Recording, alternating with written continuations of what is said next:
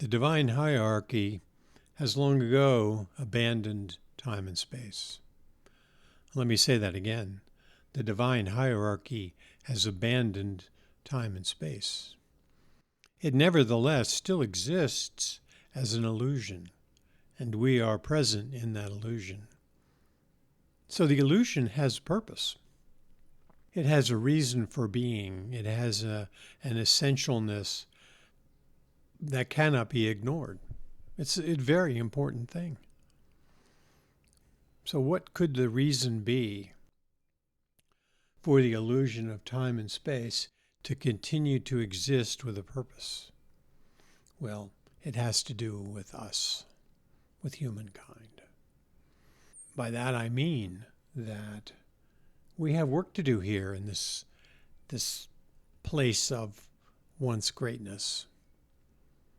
The divine hierarchy has no longer a need for manifested reality.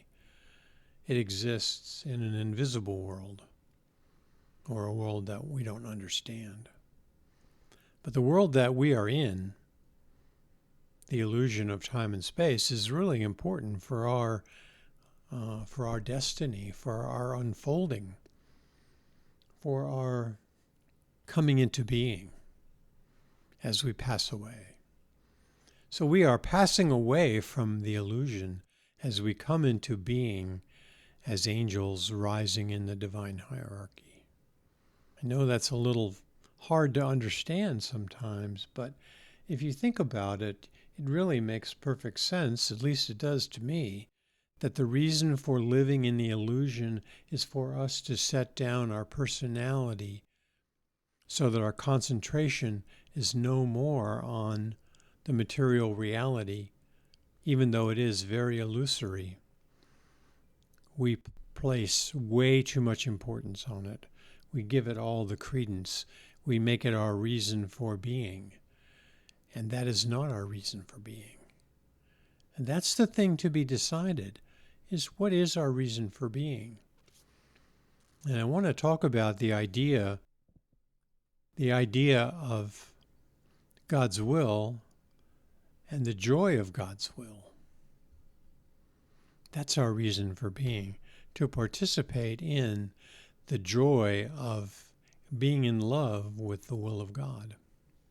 In other places, it's called amor fati, or the love of fate. And in another place, it's called acceptance. Acceptance is the answer to all our dilemmas. So these three sayings, they interweave, they are closely related. They are related in a way that begs us to understand the joy of creation, the happiness of creation, and to join in that and not to be bogged down by our personalities, which concentrate only on us. Our personality has no need or no desire to love the will of God. It loves its own will. Personality loves its own will. And as soon as we can forget that and we can set that aside, the faster we will arise from the illusion and begin to have a clarity, a wisdom of our own role in the unfolding of creation as a part of the will of God, the plan of God. A glorious thing that is, to be happy to be alive, to be part of that, to be able to see it and to applaud and to say yes. That is the thing that I think is most important. So the illusion is with us and we are in it. We are in it inextricably, except as we are able to set down our personality, there becomes a clearing of the mists, a kind of insight that occurs on an intuitive level, a heart level, a cardiac knowledge, or cardial knowledge, I guess is the best way to say it. And I think that is something that we should really concentrate on, the joy of life, the joy of God's plan as it unfolds. The necessity of the illusion is only for us to begin to appreciate, understand, and love the plan of God as juxtaposed by the illusion created by our personalities. So the life force that maintains the illusion is the life force of our personalities, a remnant of the divine hierarchy's presence in the manifested world. So for reasons I don't understand, the divine hierarchy said, yeah, we don't really need that anymore, but humankind needs it to work out its role, its understandings, and its loyalties, and its love for the reality that we all exist in. So I like that idea. I find it to be incredibly poetic. Intuitively, it answers a lot of questions, particularly those that arise from science, as science tries to plumb the depths of time and space, and it always seems to kind of miss the mark or lose its way. And you have to say, I have to say, well, why is that? Well, the reason is because it's really no longer occupied by the divine. There's nothing there. There's no there there. It keeps changing. It's an illusion reflecting something that once was, that is still necessary to be remembered and understood in order to say, that was good once, but really what I want is the real thing.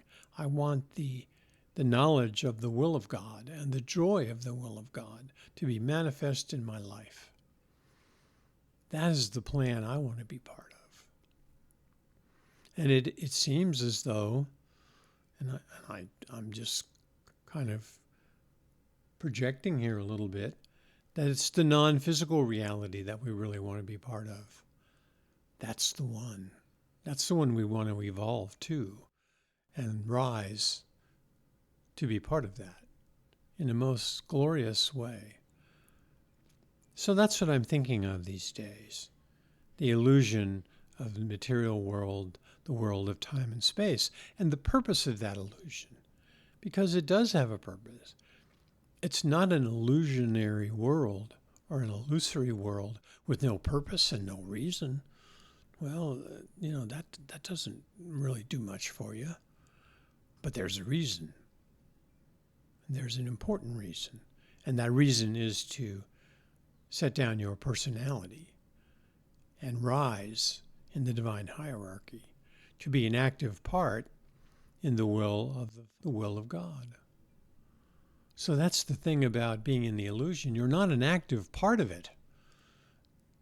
You're just not an active part of the will of God.